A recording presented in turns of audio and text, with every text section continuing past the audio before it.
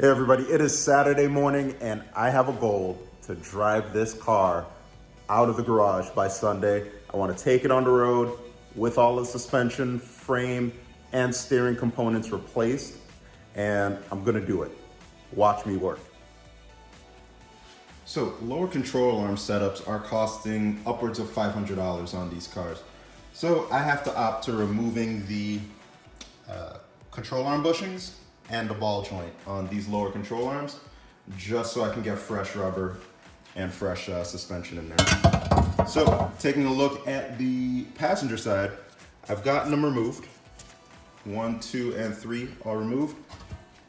And I have to do that on the driver's side. So I'll take you for a ride on that one. I just needed to master how to do it on this side so I can be more effective on this one. So here goes time lapse.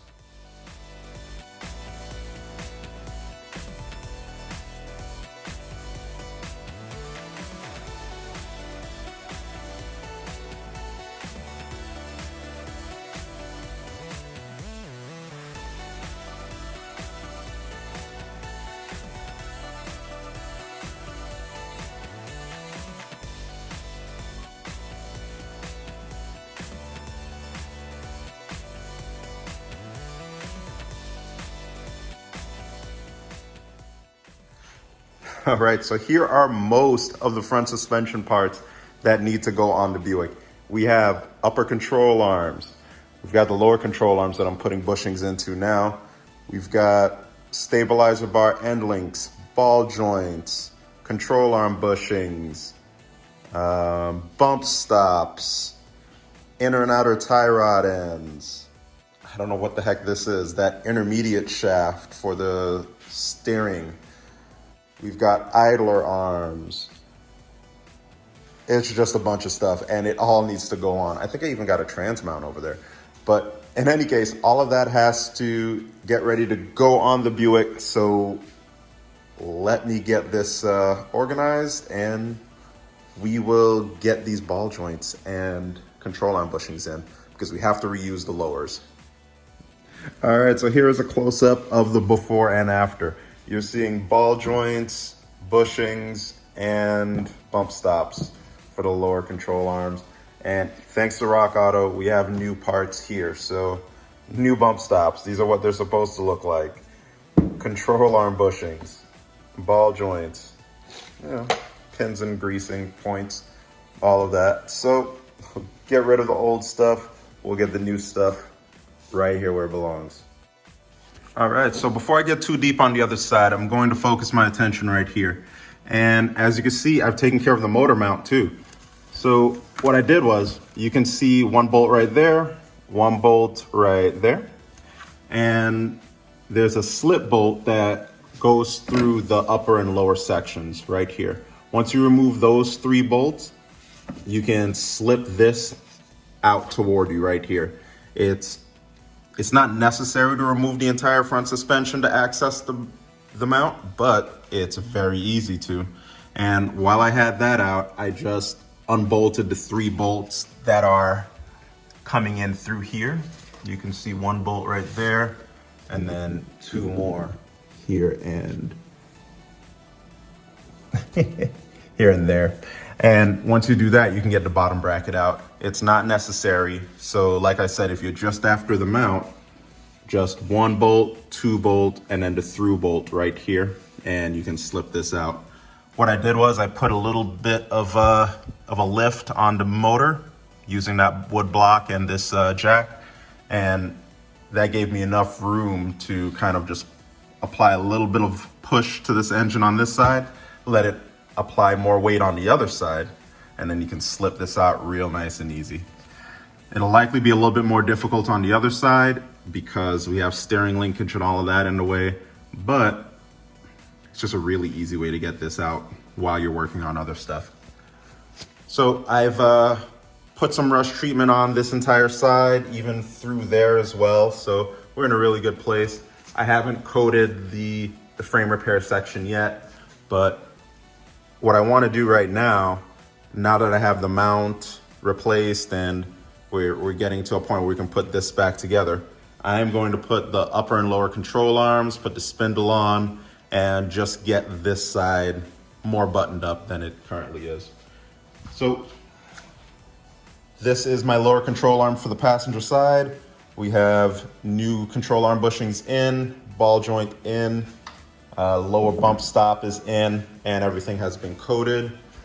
Over on the upper side, we have a brand new unit from Moog, which includes the upper ball joint, shaft, and bushings. And of course, I have my replacement bump stop there since these don't come with them. So if you're looking to buy upper control arms, remember the bump stop does not come with them. And of course, I'll be using my same spindle to put on there. I gotta spray this, clean it up and then spray it, get everything nice and black. And then we can get this entire side back together and focus on the frame repair of the other side. Let's do it.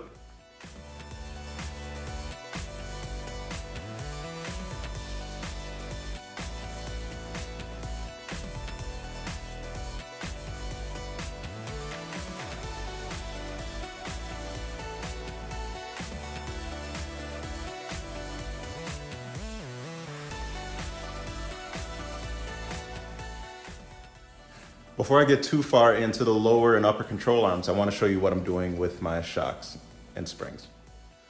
So instead of going with factory replacements, I opted for the Moog 5660s for my front suspension. And as you can see, here is stock and here is the 5660. You can see it looks about, I'd say 3/4 of an inch to an inch shorter. Now, don't take this as gospel because I'm pretty sure I had a lot of spring sag. Looking at pictures online, this is supposed to be a lot higher than it actually is. So not sure if you've done your shocks, if you've done your springs before and they look like this, let me know in the comments. But I expect this to be a little bit easier to go in, better ride, and hopefully it'll be just the thing to get the stance right. For now, I'm going with the stock Grand National wheels. So, you know, not like I need a whole boatload of clearance or anything, but I'm hoping that this will give it a really nice ride. Everything that I've done in my research says so. And if it's still too high, you know, we have other options. We can cut half a coil. We can get a little bit fancy with it. But for now, I'm going to run these just as is, and let's see how it goes. And for shocks, I am running AC Delco front and rear. I was thinking about replacing them with Bilstein, but I just opted for AC Delcos. I figure I could use the extra funds to go towards something else to make it go faster. All right, time to go on now.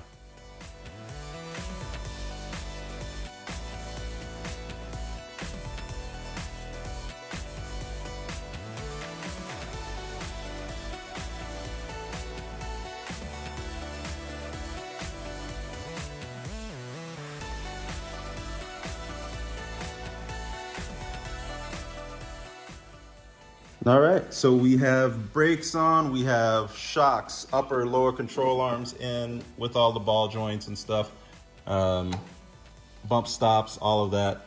And the shocks aren't in all the way. I just wanted to show you one final thing about it before I zip them all up.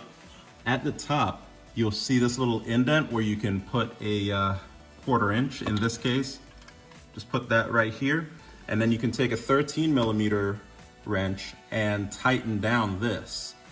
And that will zip up all of the excess that you have in the shock, but you'll still be hanging down some.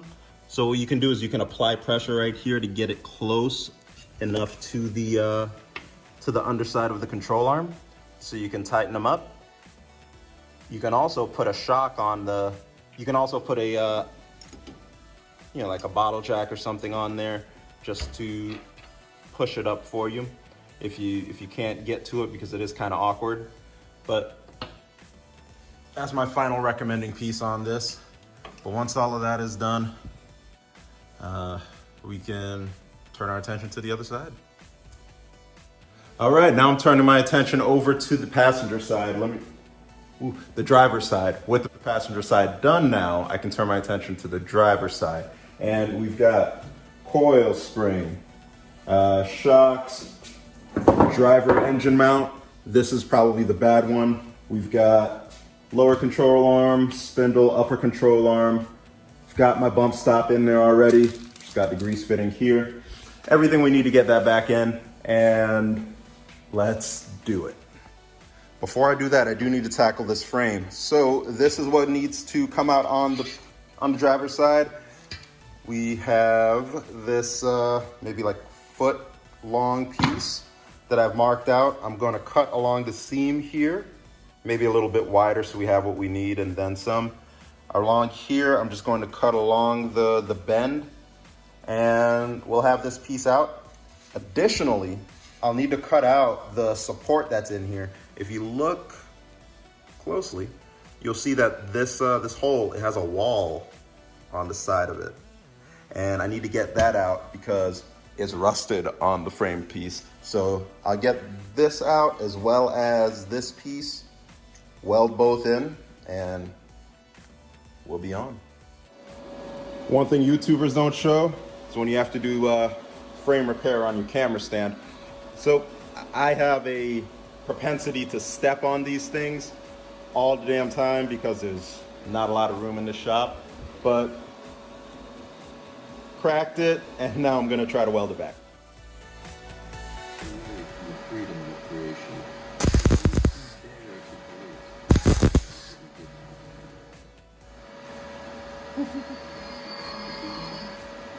Well, that failed. So what happens when you can't fix it? You break all three. Now it's all balanced again. Back to the frame.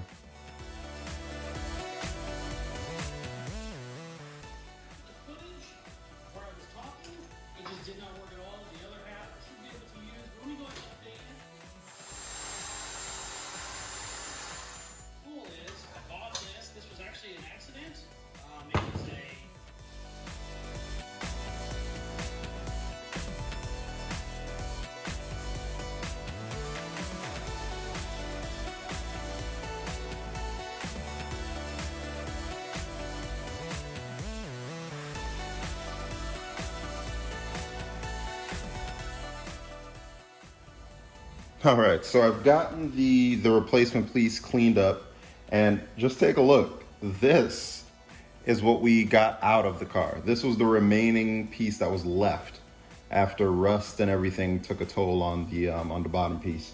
So old and new. Old and new. What a difference, right?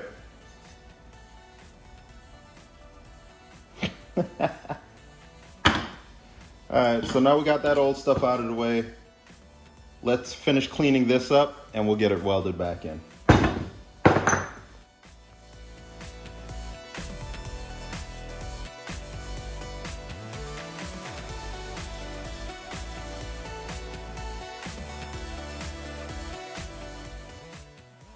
Alright, so we got our welder all set. Got my first piece ready to go in. So this will go in like this up in here. Come on. Yep, right, just like that. And I'll put the bolt in just to make sure that everything is in alignment there. We'll get that burnt in, looking good, and then we'll get that other piece right in on top of it. But before I do the second piece, which is like this entire structural piece, I'll be sure to rush treat this entire area so everything that we ground down can be covered up and coated.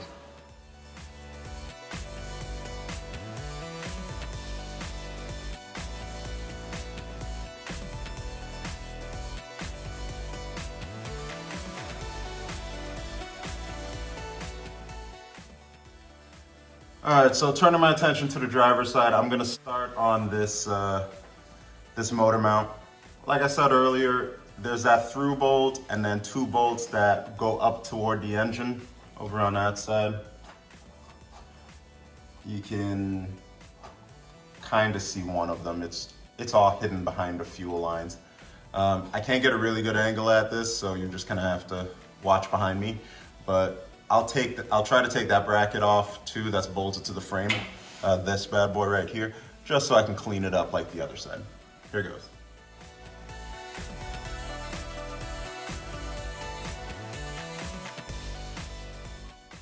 All right, so I got the old motor mount out. Let me show you what that looks like. Here's that. And there's a crack in it just across the top right there. And if I take it with my hand, it's hard to do right now, but if you take it with your hand, you can actually flex it and expose the crack more. So glad I'm replacing this. Hopefully it'll get rid of some of that extra bounce that's in the engine when I'm running it. But look a little bit closer. There, we got a problem here. We've got a cracked block on this side too. So in a couple of videos ago, I showed you all a crack that was on the passenger side. And it really bummed me out because that was probably the reason why this Grand National was parked. And the same thing exists over on the driver's side as well. Actually in two places. So right there in that little channel. And then if you look a little further up above that, above the freeze plug, you'll actually see an origin point up there. So that's another crack in there. So what's funny was when Dad and I worked on the other side of the car and we fixed the leak, we didn't even see this when we were pressurizing the system. So for it to start when we're just jacking the engine up to get the motor mount all the way, I suppose it's good timing because, hey, I'm right at it, I can do some work. But it just goes to show you, I was not expecting to do any of this. And here we are. So if cars had personalities, this would be a grumpy old man that just says, you should have just left me in the field. And moments like this, I regret it, but it's all right because we're getting to the point where we can get it running and driving. And who knows what the plan is for getting it to stay on the road, but we're gonna get it on the road. So let's fix this leak too. Hey everybody, it is the next day and we are working on idler arms and tie rods. I've got the frame all blacked out, pretty much ready to go back on. Idler arm is on. Like I said earlier, the entire front passenger side suspension is there. And just turning our attention to this side now. So I've got my spring compressed and we can just set it in and install everything else. All right, so if you remember, this was the side with the broken spring and it was rubbing right in here. You can see, these are witness marks from the tire rubbing on the inside of the fender. So we'll be getting rid of that. I couldn't nail down why it was rubbing, but now I know, especially on stock wheels. There are plenty of G-body spring installation videos. So, I won't bother you all with another one. I like just to give tips and tricks on it. The white mark that's on Moog springs or pretty much all spring companies, you got to remember that is the side that goes up. So I'm going to install this facing up on my particular G-body, probably most of y'all's too.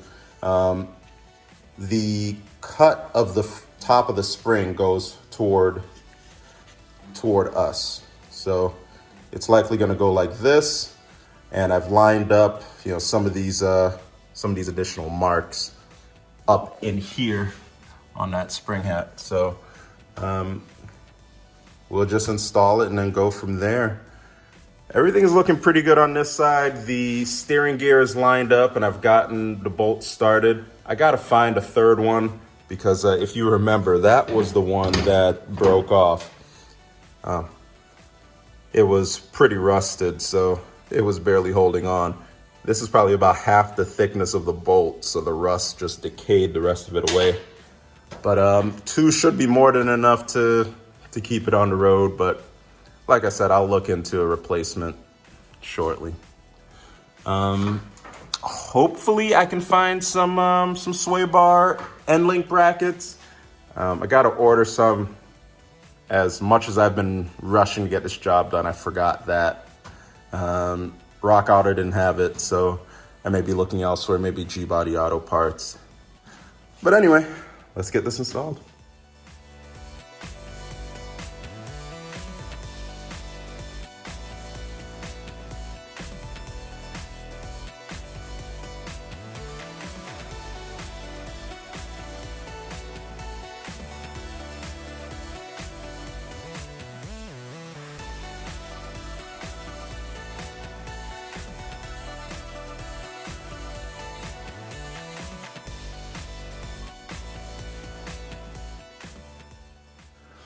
Whew, I'm not even gonna lie. That spring is a beast to get in. Now, what happened the first time around, I thought I was in position and everything looked good, but the top of the spring was not resting center at the top of the frame, and one of the spring clamp tangs, like this right here, was actually catching on the frame, and it was just all messed up. So I had to unbolt the whole lower control arm and then zap the spring back out and just restart and reset. So don't be afraid to reset when you need to. A couple more things on this spring compressor. This, I actually had to cut this in order for the all the extra travel to go up in here. It was just too long as is. So I cut about maybe about 15 threads off of it. So yeah, I had to cut that off to make everything fit. And don't be afraid to unscrew this bolt right here when you're ready to let it out from in the center of the spring. Sometimes, you know, you'll get one arm out, but the other one won't come out. It's just a 13 millimeter to loosen that up, and you could drop them off. The other side does the same thing, so all good. All right. Back to the action.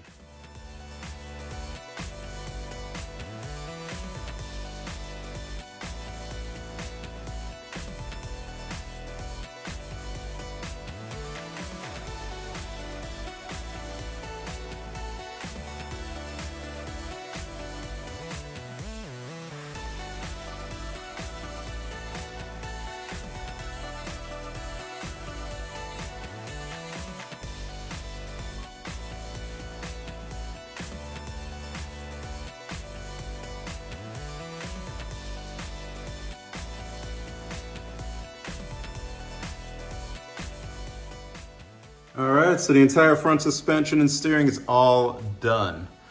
And can't wait to get it down, get it out, and take it for a drive.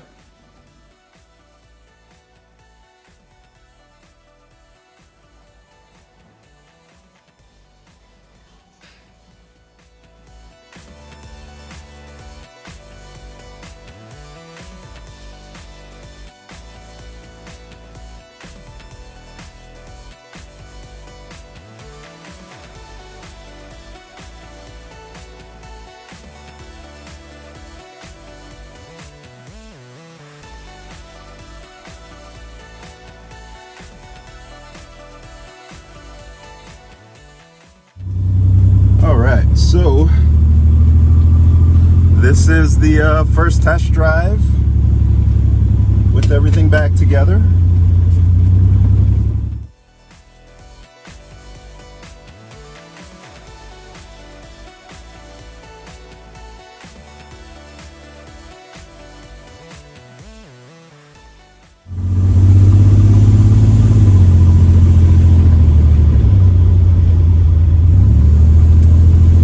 Wifey's following me just in case of anything, and I don't anticipate anything going wrong though. Big things right away. It feels more together.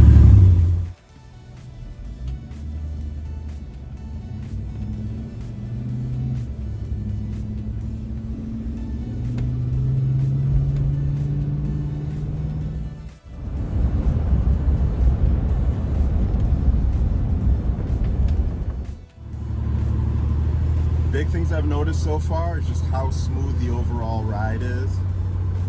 The steering just feels so connected now. Before I felt like I was always, I don't know, I was always adapting to the car. And now I feel like the car's adapting to me.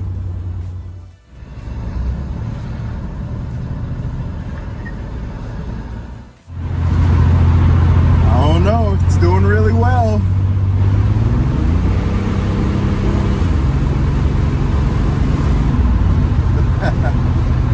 It feels like a boat, but it'll be better once I got the sway bars on there. But for now, it's doing really well. My alignment, a little bit wonky. I try to do my best, but yeah, I'm just gonna bend a few more corners, make sure everything feels as good as it does right now, and we'll get back to the house.